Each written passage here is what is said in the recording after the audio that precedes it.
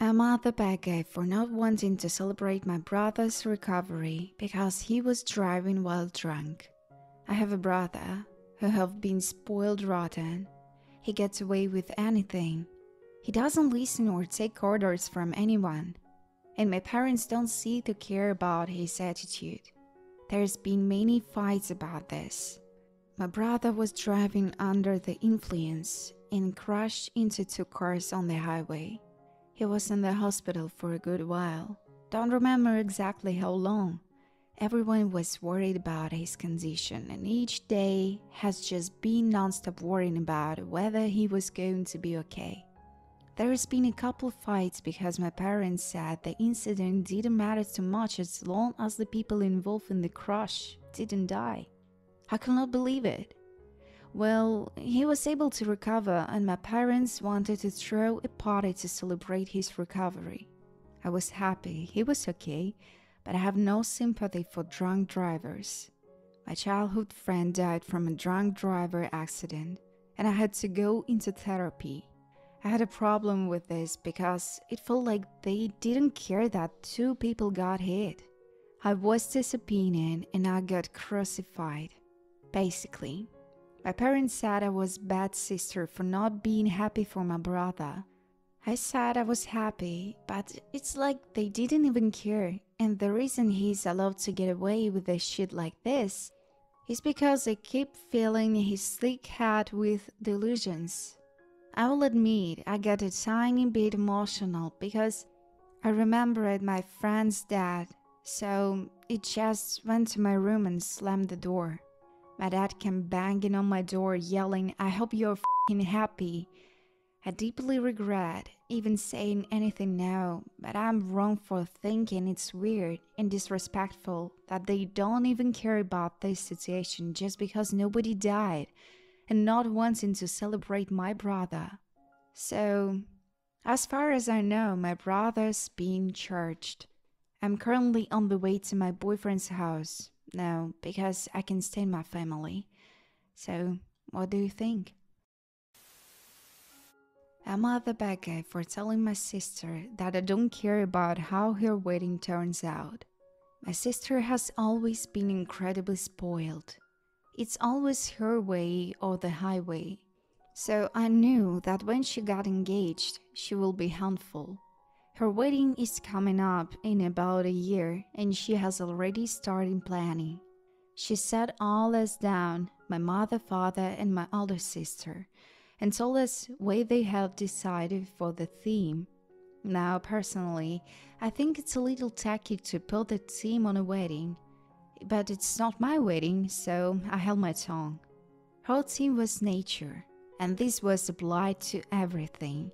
She wanted a floral lace dress, succulents as flowers, and for the ceremony to take place in a greenhouse.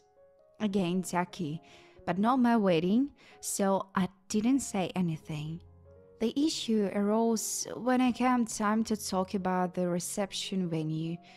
She said that she wanted it to be outdoors, in one of those huge event stands with windows, so that we could be in nature.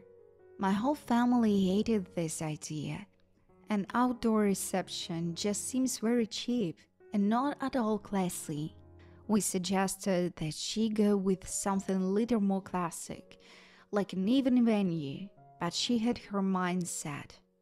I got really upset because the entire family was telling her that they will prefer one thing, and she was insisting she do another when she was literally the only person who wanted. At first, I tried to get easy on her by telling that theme weddings are just a fad, and if she commits to her theme so heavily, she will look back on it in 20 years and cringe. And that's is better to choose something timeless, like a simpler dress and a hotel ballroom. I said that she could definitely incorporate flowers into the centerpieces and decoration if she wanted, but to have the whole wedding centered around plants and flowers just seems like too much. Never want to take advice. My sister just said that she's sorry we felt that way. But her and her fiancé had wanted this for their wedding for years, and they spent a lot of time coming up with the detail together. And they wanted their wedding to reflect their personalities and who they are as a couple. And she didn't think my timeless suggestions will be able to do that. Here's where I might be the bad guy. I kind of let my frustration get the better of me and said, fine, I don't care if your wedding turns out to be tacky. I know you were going to be an inflexible bridezilla in a way. I do think that she was being too rigid and just thinking about what she will like instead of what her family and guests will prefer. But my parents say that it's my sister's wedding and that it wasn't cool to say that I didn't care. So, am I the bad guy here? Am I the bad guy for making my mom leave after she completely rearranged my apartment? I'm in a huge fight with my mother right now. My sister and I have had consistent issues with my mom not respecting my boundaries on privacy, but this really sent me over the edge. Whenever my mom comes to my apartment, she will try to hang photos, coat hooks, and general decor without asking me first. I asked her many times to stop doing this because I work hard on making my apartment exactly how I wanted. And although she means well, I really don't want her changing things without my permission. Recently, I went on vacation for 10 days.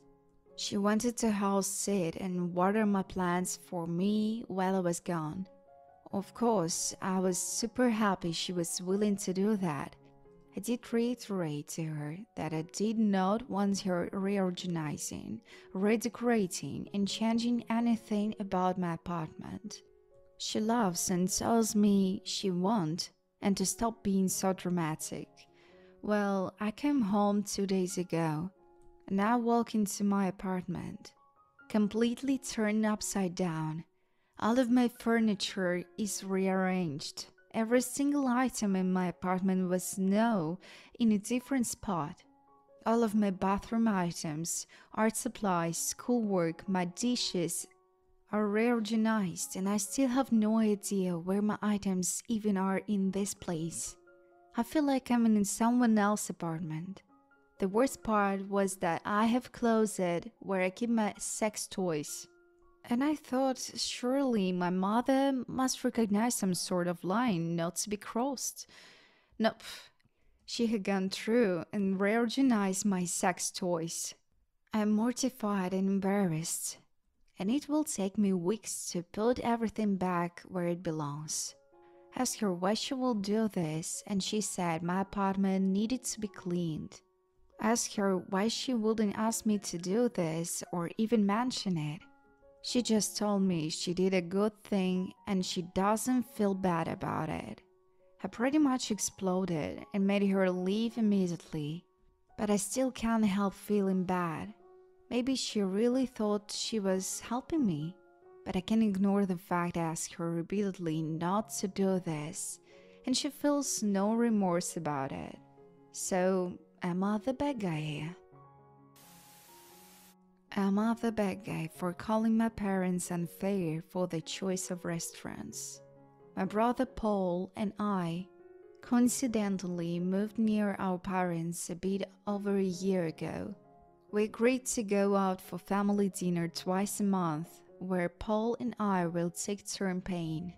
Paul and I make roughly the same amount of money and are doing great in our career tracks. These past months, I've noticed that my parents tend to choose more pricey restaurants when it was my turn to pay.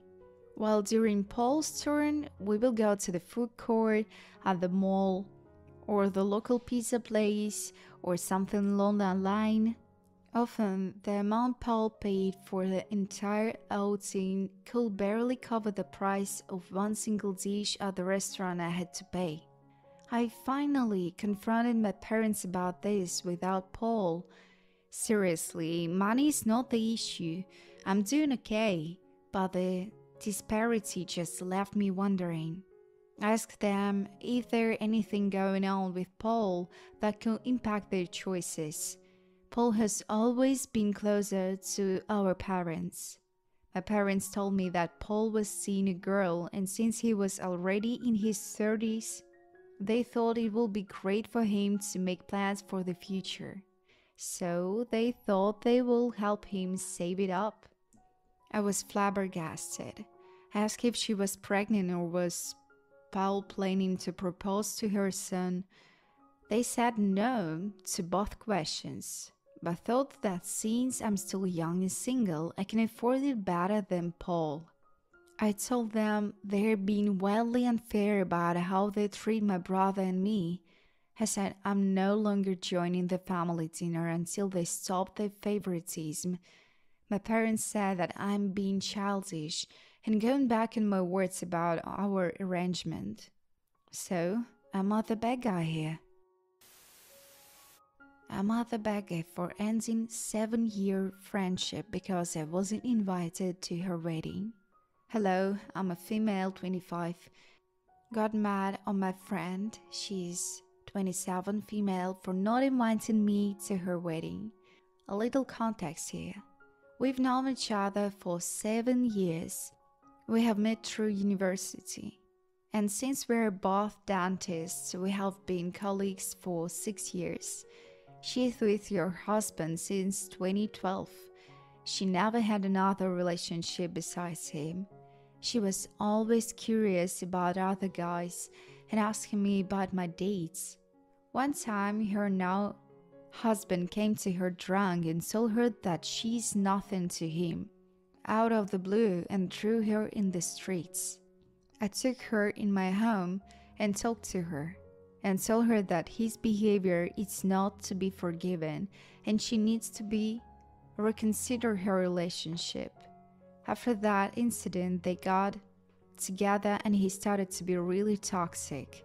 He wouldn't let her going out for coffee or going out to shopping with her friends and manipulated her up to the point where she asked him to marry her, and she bought her own engagement ring, even though he told her multiple times he doesn't not want to marry. They didn't have much money, but they lived decent.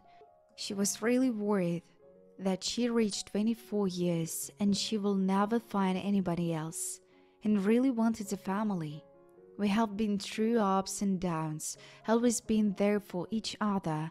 Whenever she had a fight with her now husband, I've tried to be that friend you could call anytime. You have a problem, you can get you. I have met her mom, talk with her regularly, and even had coffee sometimes. We had each other backs non-stop. She had always talked about how I am her best friend and she can't wait to attend each other's wedding and being godmothers to each other's children. Right before finishing our degree, she was always worried that we wouldn't stay in touch, and she was upset. After we ended our degree, I have reached out multiple times and talked to her, but she reached too little or at all. She was stressed with having an important exam to become a specialist in a certain field. I let her concentrate so I wouldn't stress her, but I made sure to let her know if she needs anything to reach me, I will be there for her. After she took the exam, we still talk rarely, and I thought she was upset with something. And I asked her, and she told me that she had a miscarriage and was really upset. I confronted her a lot, and after a few months, we were finally able to see each other in person. We were in different parts of the country. Asked her if she doesn't on wedding dates since I know she was engaged for 3 years and wanted a May 2023 wedding. She told me she doesn't have the money and it's not a priority for her right now. I told her that whenever she will have it, I will be there for her, as we have told each other multiple times. This was 2 months ago. After a month ago, she posted like a save the day post that she later deleted, and when I asked her about it, she left me unseen.